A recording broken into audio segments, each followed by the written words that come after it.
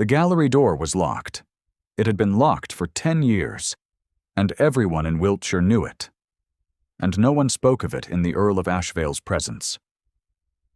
That was simply the arrangement. The heavy oak door at the north end of the east corridor. The iron key that no longer hung on its hook in the butler's pantry.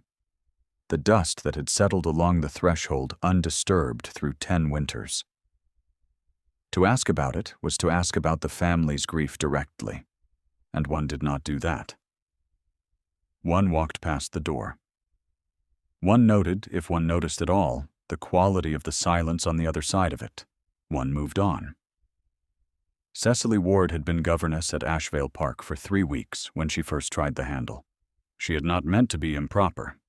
She had been walking the long corridor with young Thomas, the Earl's 8-year-old son and her only pupil, who had described the house's geography in the matter-of-fact way of children who have known only one world. The gallery was at the end, he said. Beyond the gallery was the music room, which was also locked. And beyond that was the old schoolroom where his mother had learned to play the pianoforte as a girl. He said this without particular weight. He was 8. The weight of it was not yet his to carry. When they reached the gallery door, Cecily had put her hand to the handle as she had put her hand to every other door along the corridor, automatically, checking their progress, and found it immovable. Thomas watched her try it. "Father keeps it locked," he said. "I see," Cecily said. "He has the key." "Yes," she said. "Of course." She had released the handle and walked Thomas back toward the schoolroom, and that should have been the end of it. It was not. She lay awake that night in the narrow governess's room at the top of the east wing, and thought about the locked door, and about the particular expression on the Earl's face she had observed at dinner that evening. The expression of a man who had arranged his features into something that resembled composure and had been maintaining that arrangement for a long time. It was not grief. It was what lived on the far side of grief, when grief had been contained so completely that only the containment remained visible. Her name was Miss Cecily Ward, and she was 23 years old, and she was good at reading the distance in people's faces. She had come to Ashvale Park with 3 dresses, a small trunk, and a letter of recommendation from the previous governess, who had left after 6 months to marry a clergyman in Somerset. She was not beautiful in any way the season would have chosen to notice. Her hair was the color of old teak, and she wore it plainly, in a knot at the back of her neck. Her eyes were gray and level. She was the daughter of a schoolmaster who had died the previous year, leaving behind a house too small to sell and a library too large to keep. She had sold most of the library. She had kept 11 volumes, which she had carried with her in the trunk. To Thomas, she was already, in 3 weeks, indispensable. He was a serious boy in the way that children become serious when they have been given too much quiet and not enough ordinary noise. He had learned to read early. He had opinions about Greek mythology that he expressed carefully, as though uncertain they would be welcome. He called her Miss Ward and held her hand when they crossed the lawn. When the housekeeper, Mrs. Potts, a brisk and kind woman with no illusions about Ashvale's particular melancholies, had said to the cook within Cecily's hearing that it was a relief to have a sensible young woman about the place at last, Cecily had not known whether to feel gratified or troubled by the word sensible. She suspected it was the word people used for a governess who was unlikely to cause difficulties. She intended not to cause difficulties. She had not counted on the locked door. The Earl of Ashvale, Edmund Calder, 5 years her senior, inheritor of a house that could easily swallow 20 women of her station without noticing, was not, in the evenings when she joined the household for dinner, what she had expected. She had expected cold. She had been told to expect cold. Mrs. Potts had mentioned, in the efficient way she had of conveying necessary information without appearing to gossip, that his lordship kept to himself, and always had, and more particularly had done so since the late Countess's death, which was not recent, and yet remained the operative fact of the household. She had expected ice. What she found instead was something more like stone, not cold, but simply dense, as though he had compressed everything painful inward until it had mineralized. He was lean and dark-haired, with gray threaded at his temples in a way that read, not as age, but as accumulated pressure. His jaw was precise. His eyes were the particular color of winter river water, that flat, deep gray that gives nothing away about what lies beneath. He was not handsome in an easy way. He was handsome in the way of faces that require close attention. He spoke to her at dinner with courtesy that was entirely correct and entirely without opening. "Thomas is improving in his Latin," she had said on the fourth evening. "You have been here 3 weeks," he said. "You cannot know yet what his Latin was." "I can know what it is," she said. "And it is improving." He had looked at her for a moment across the length of the table. Then he had returned to his wine. That was all. That was enough for her to understand that he was paying attention, despite every mechanism he had arranged to prevent it from showing. If you are the sort of person who has ever watched a man fight to remain distant from something that interests him against his own will, stay with this story. It is worth the staying. The incident that changed things happened in the 4th week. In the kitchen garden on a gray Tuesday morning in October. Cecily had taken Thomas out for their customary walk before lessons, and they had come around the south wall of the kitchen garden to find one of the younger housemaids, a girl of perhaps 15, new to Ashvale, red-faced and trembling, being reprimanded by the head gardener for having damaged a section of the cold frames. The girl had not damaged them deliberately. She had tripped on the uneven path with a bucket in her hands and fallen against them, and the damage was slight. 3 panes cracked, but the gardener, a large man with a grievance under everything he said, was not interested in the distinction between accident and carelessness. "You will replace what you have broken from your wages," he was saying when Cecily and Thomas came around the corner. 3 weeks' wages at minimum, and I will tell Mrs. Potts what manner of clumsy creature she has taken on. The girl was crying. Thomas stopped walking and looked at Cecily. Cecily said, "Good morning, Mr. Reeve. I believe the frames can be replaced for a fraction of 3 weeks' wages. I will ask Mrs. Potts to arrange it from the household account, as the path was uneven and the accident was a matter of surface rather than negligence. Thomas, come." She took Thomas's hand and walked him past, efficiently, as though the matter were settled. Which it was. She heard the gardener behind her, a low, affronted sound, and then silence. The girl had stopped crying. She did not think about the incident afterwards. It was not the kind of thing she would record as significant. The path had been uneven. The girl had been frightened. These were simply the facts, and she had addressed them. She was not aware that the Earl of Ashvale had been standing at the upper window of his study, watching the kitchen garden.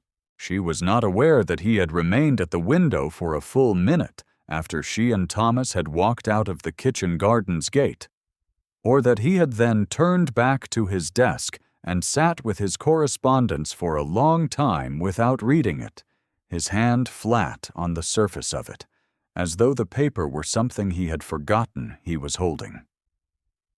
The evenings changed after that. Not dramatically. He was too measured a man for drama in small spaces. He began to speak to her differently, not warmly, nothing so available as warmth, but with a quality of attention that was less carefully withheld. He asked her once what 11 volumes of a schoolmaster's library she had found worth keeping. she told him. He was quiet for a moment, and then said that she had kept better than he would have kept, which she took as one of the more oblique compliments she had ever received. Thomas noticed. Children notice everything they are not supposed to name. "Father spoke to you for a long time tonight," Thomas said in the morning without expression. "We discussed books," Cecily said. "He does not usually discuss books with anyone." "No," she said. "I suppose he does not." It was Lady Harrington who voiced it plainly, at the small dinner party in early November, to which the Earl's household had been invited, and to which Cecily had accompanied Thomas as far as the drawing-room before retreating, as was correct, to wait for him in the hall. Lady Harrington, the widowed aunt of the nearest neighboring family, a woman of 60 in diamonds that had outlasted 3 husbands, came into the hall with the particular deliberateness of a woman who has made a decision. "You are the Ward girl," she said. "I am Miss Ward, my lady. I am Thomas's governess." "Yes," Lady Harrington said. "That is precisely what I mean. A governess and nothing more. I want to be certain you understand that." Cecily looked at her. "I understand my position entirely, my lady." "Do you?" It was not a question. Lady Harrington regarded her with the frank assessment of a woman who had watched the world arrange people in their proper order for 6 decades. "Ashvale is not looking. He has not been looking for 10 years, and he will not begin now, and particularly not in his own household. I say this for your sake as much as anyone's. A sensible girl will keep her eyes to herself." "I am very sensible," Cecily said evenly. Lady Harrington left. Cecily stood in the hall for a moment, looking at nothing, and was careful to notice that something in her chest had tightened, which was information, and then to put that information aside, because it was not useful, and it was not hers. She was a governess, and nothing more. The question of the gallery came back into focus in the 2nd month, not through any intentional inquiry on Cecily's part, but because Thomas raised it himself. They had been reading together in the schoolroom. Thomas had requested a chapter of natural history, and Cecily had been reading aloud about the habits of migratory birds, when he looked up from his place by the window and said, without introduction, "My mother painted." Cecily lowered the book. "The portraits in the gallery," he said. "Some of them she painted herself. That is why Father keeps it locked. He does not want anyone to see them when he is not there. He used to go in alone sometimes, in the evenings, but he has not gone in for a long time." Cecily was quiet for a moment. "Do you know what they look like? The portraits she painted?" "No," Thomas said. "I was too young. Father described one to me once. He said she painted the view from the east window in winter, with snow on the park. And it looked exactly like looking out the window, except that the light was warmer. He said she always made the light warmer than it actually was." He paused. I thought that was a strange thing to say. He did not seem to think it was strange. Cecily looked at the boy's face, at the careful, intelligent, slightly remote expression he wore, and understood that he carried something he did not have words for. He was 8 years old. He had been 8 years old in a house full of locked doors, and a father made of compressed stone, and the ordinary uncanny silence of grief that had outlasted its acute stage. "She sounds as though she was very gifted," Cecily said. "Father says she was not as good as she believed herself to be," Thomas said. "He says that in a way that means he thought she was better." The evenings continued. She found herself marking, with a precision she did not admire in herself, the moments when the Earl's attention settled on her. Brief, deniable, the sort of noticing that could at any point be declared to have been nothing. A question about what she was reading. A comment. Once, on the particular shade of gray of the afternoon light through the dining room windows, which he aimed at the table in general, and which she was almost certain had been occasioned by noticing the color of her eyes. Almost certain. She was careful not to be more than almost.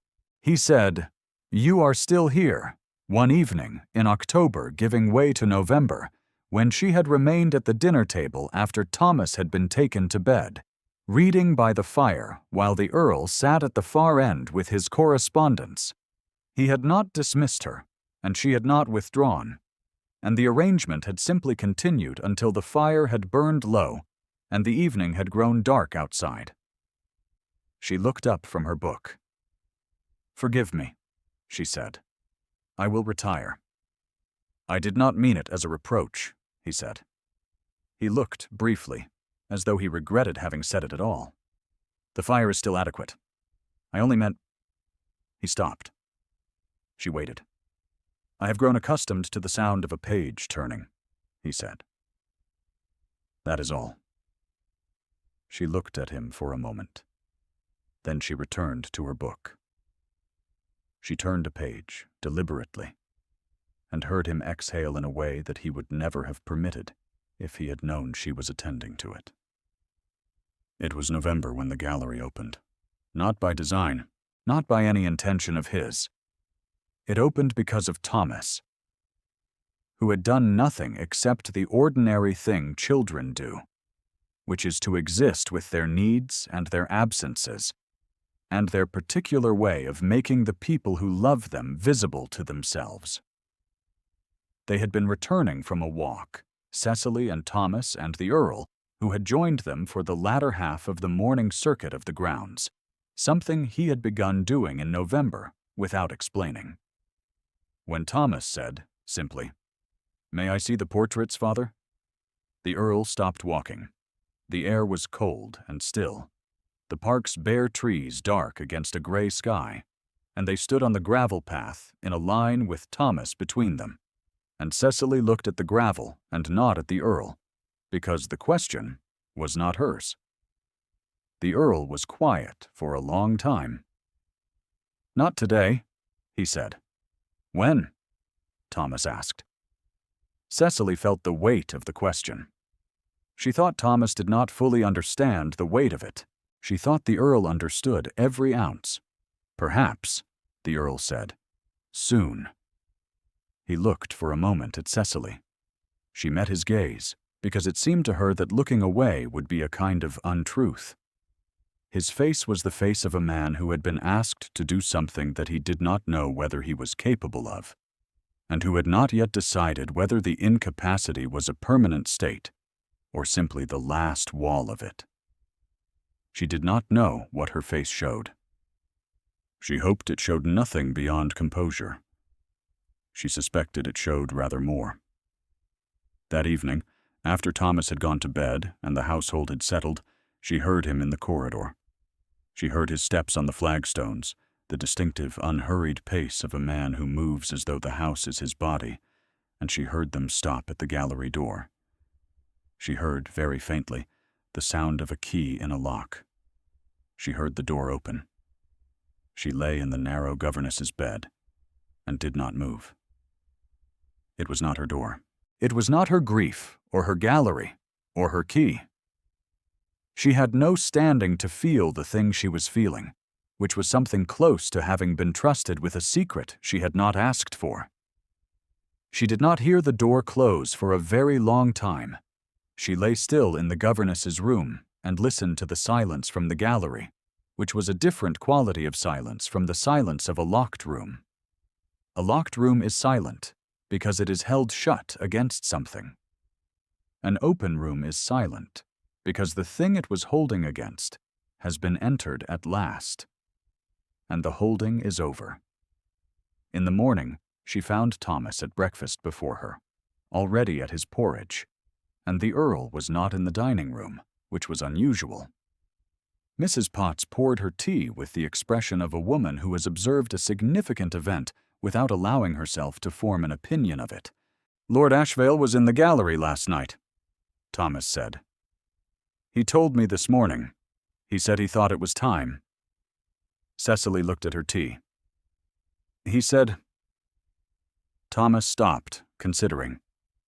He said he thought he had been keeping it locked partly for himself and partly for me. And he was no longer certain that was serving either of us. He said that is what happens when you do not examine your reasons for long enough. They stop fitting. She felt the particular sting of hearing the Earl's words in his son's precise, earnest voice, and was quiet for a moment. She thought of what it cost a man of his nature to say such a thing to his son, plainly, without ceremony. Not the grief alone, which she had understood from the beginning, but the decision to name the grief aloud and to revise it.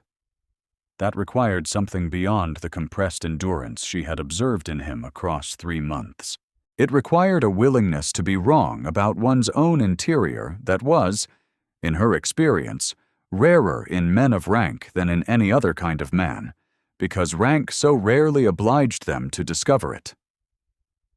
"He is wise, your father," she said. "He is talking to me more," Thomas said, as a matter of record. "He has been talking to me more since you came." It was December when everything collapsed. She had known something was building. She had felt it the way one feels weather before it arrives. A pressure in the quality of the air, a tension in the quality of his stillness, when they occupied the same room. She had been careful. She had been more than careful. She had been painstaking, methodical in her caution, rigorous in her maintenance of the correct distance between a governess and the lord of the house, because she knew precisely what she was, a schoolmaster's daughter with 3 dresses and a small trunk and not a shilling of independence, and she knew precisely what would happen if she permitted herself to imagine otherwise. Lady Harrington's dinner party was the occasion. The Earl had been invited, and invited again, and on this 3rd occasion had accepted, and had brought Cecily and Thomas with him in the carriage, which was not required, and which she had not known how to refuse without drawing the attention refusal would attract. The rival arrived in ice-blue silk. Her name was Miss Dorothea Cavendish, the niece of Lady Harrington, home from Bath, 21 years old, with the sort of prettiness that has been arranged by expert attention, and a great deal of money. She played the pianoforte with light hands and good timing. She addressed the Earl with exactly the correct proportion of deference and interest. Lady Harrington watched them together from across the room with the satisfaction of a woman executing a plan she had been nurturing for several months. Cecily sat with the other household companions at the far end of the drawing-room, and was a governess, and nothing more. "She will make him an excellent wife," said Mrs. Alderton, the vicar's wife, beside her, in the comfortable tone of someone predicting the weather. "He has been long enough without one. Miss Cavendish is precisely what Ashvale needs.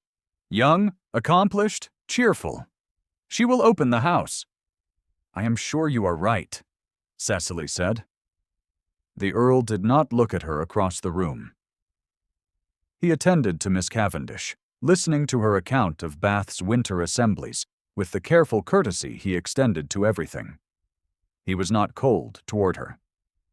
He was not warm.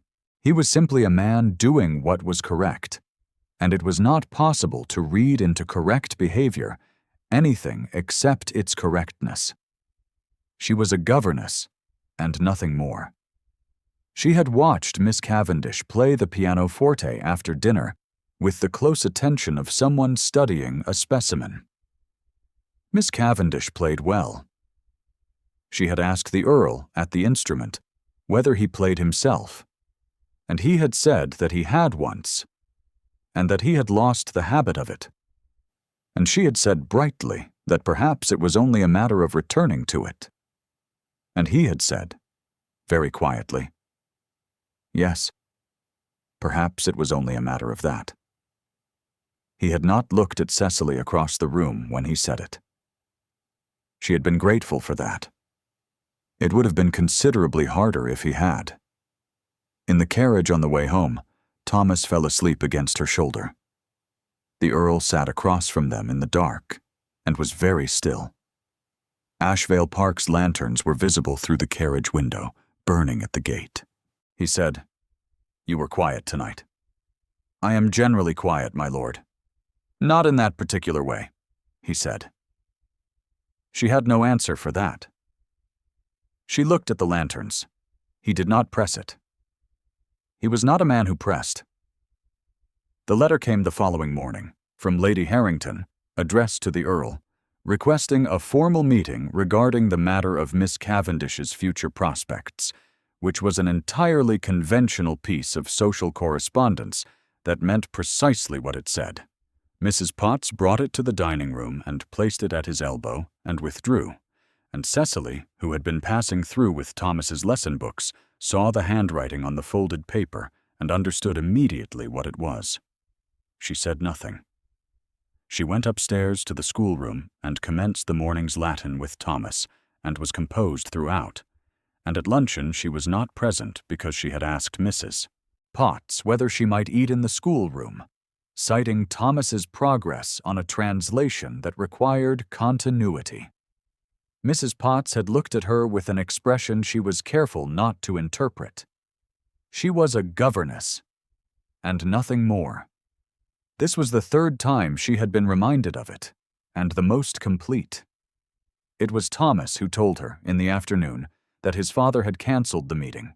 She was in the schoolroom, marking the morning's translation exercise, and Thomas came in from wherever he had been, and said, without preamble, "Father sent a note to Lady Harrington this afternoon.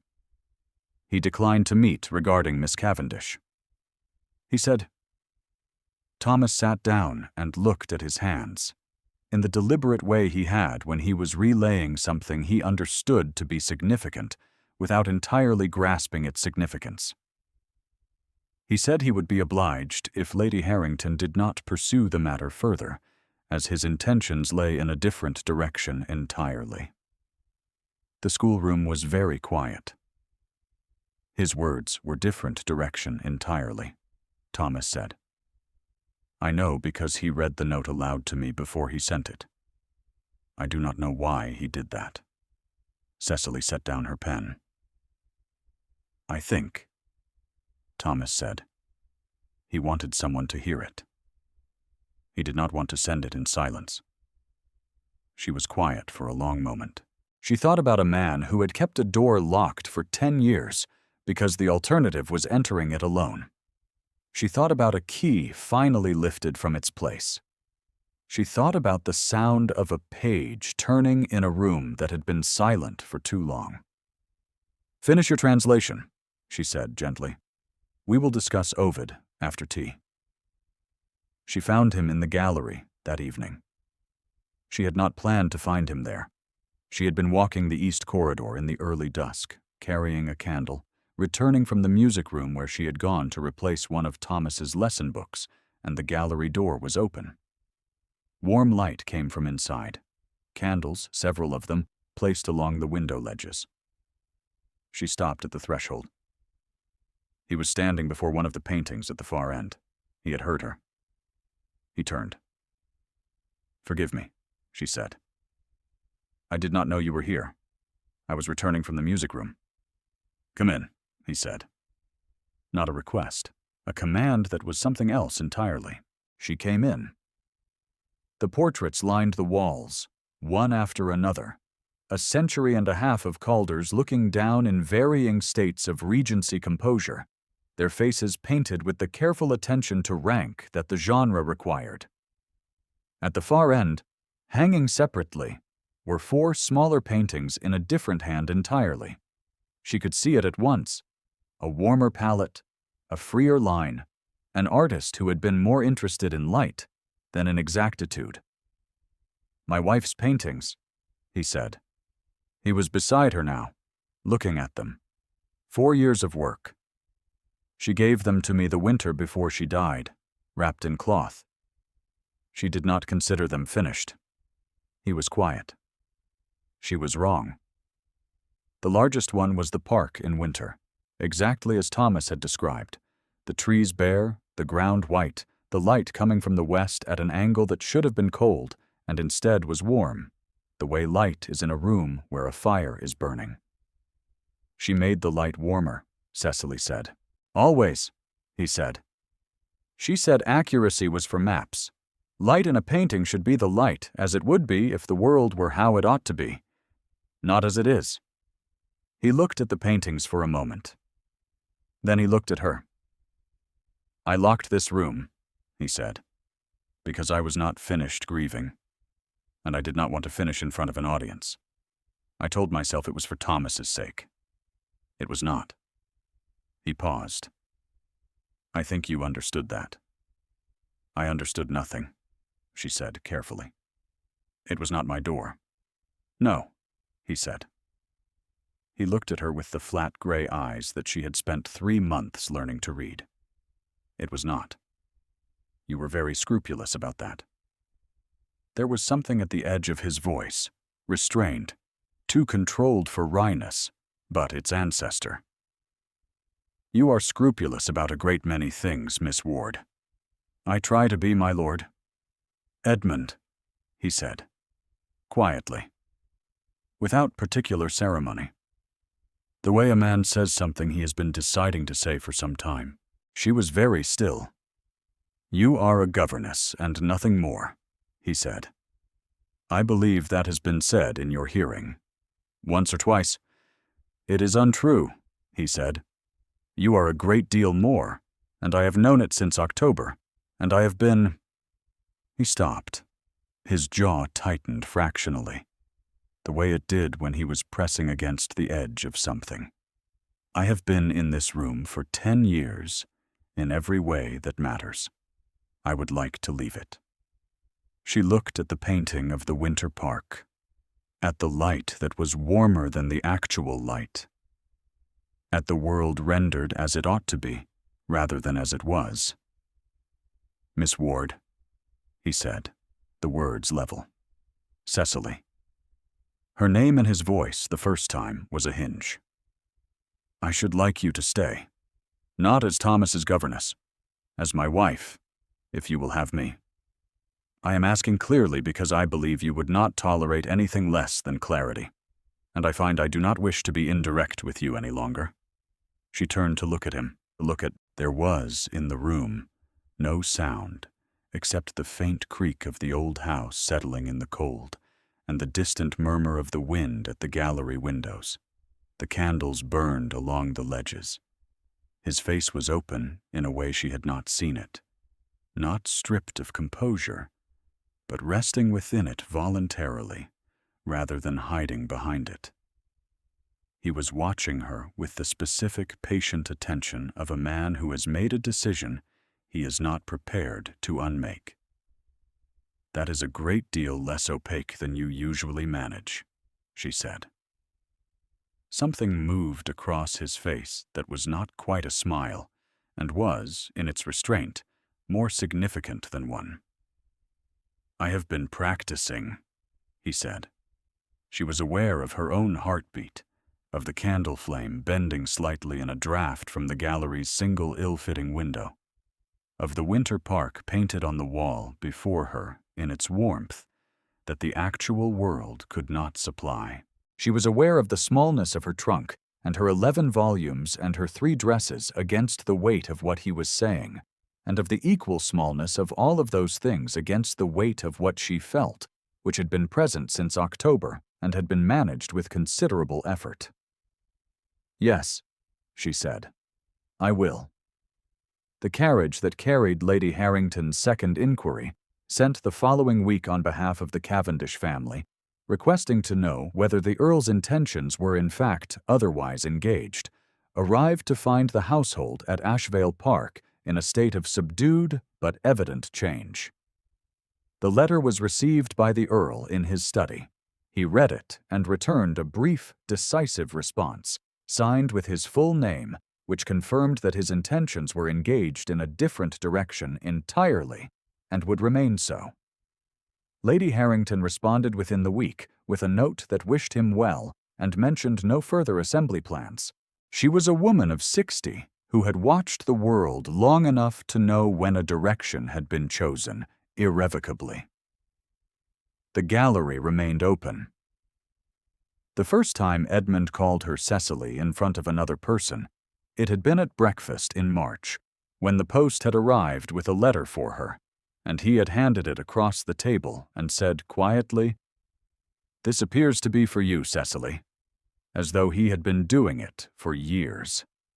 Mrs. Potts had been pouring tea on the far side of the room and had not reacted with any visible expression, which was the expression of a woman who has been anticipating an event for some time and has arranged her face accordingly. Thomas had looked up from his porridge. "You called her Cecily," he said. "Yes," Edmund said. "You call her Miss Ward, usually."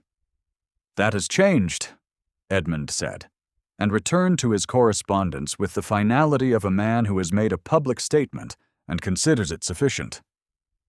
Thomas had looked at Cecily. She had looked at her tea. "Will you still be my governess?" Thomas asked her, in a voice that was very careful and very young. "We will discuss that when the time comes," she said. She looked at him steadily, so that he could see she was not afraid of the question. "I am not going anywhere. That is what matters now." He had considered this for a moment with the deliberateness of a boy to whom answers were important, and imprecision was not satisfying. "All right," he said at last, and ate his porridge. Edmund, at the far end of the table, had not raised his head from his correspondence.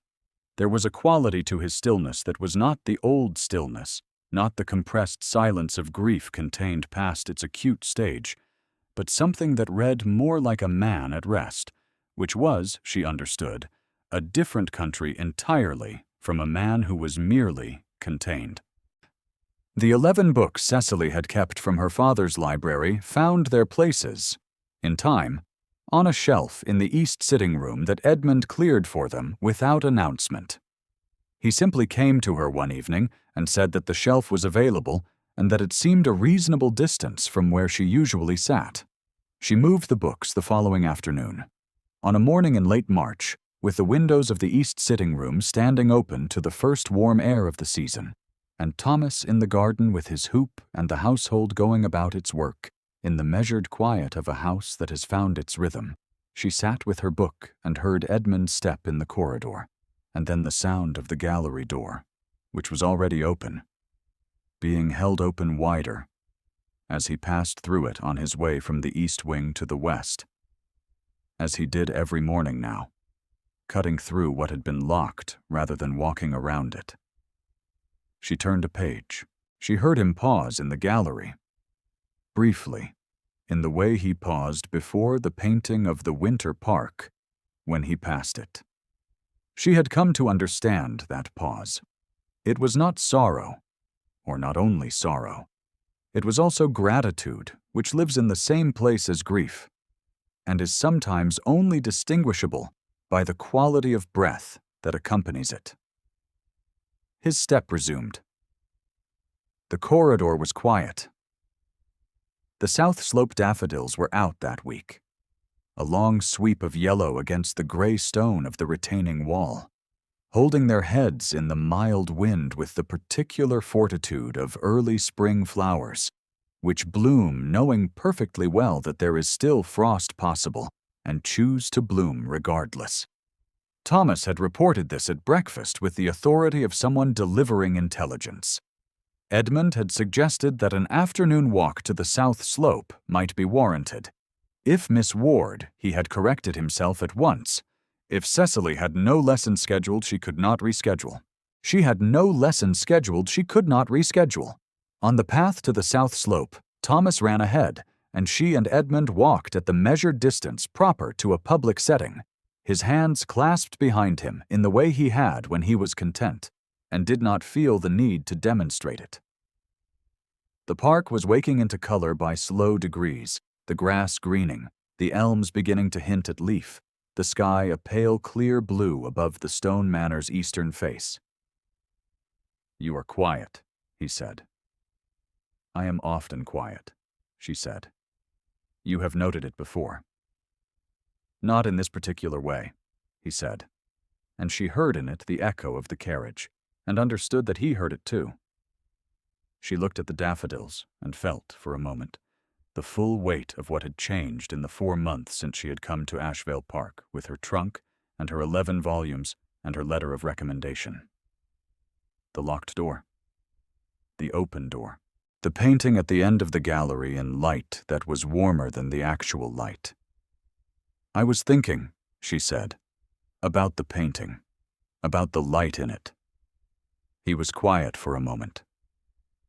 She said, he said, that a painting of the actual light was only a record, that a painting of the light as it ought to be was something else. He watched Thomas at the far end of the daffodils. I thought she was too generous to the world when she said that. I think now she was simply accurate. She was right, Cecily said. She was right about a great many things, he said. He turned to look at her. As are you. She met his gaze. I have been thinking about the 12th book, he said. She waited. The shelf has room for it, he said. It has room for rather more than 12, if you wish to consider an expansion. An expansion, she said. I have a great deal of shelf space, he said. As it happens. The particular quality of what lived at the corner of his mouth in that moment, restrained, precise, the ancestor of something warmer, was one she had been cataloging since October without allowing herself to spend it. She permitted herself, now, to look at it directly. That sounds like an offer, my lord.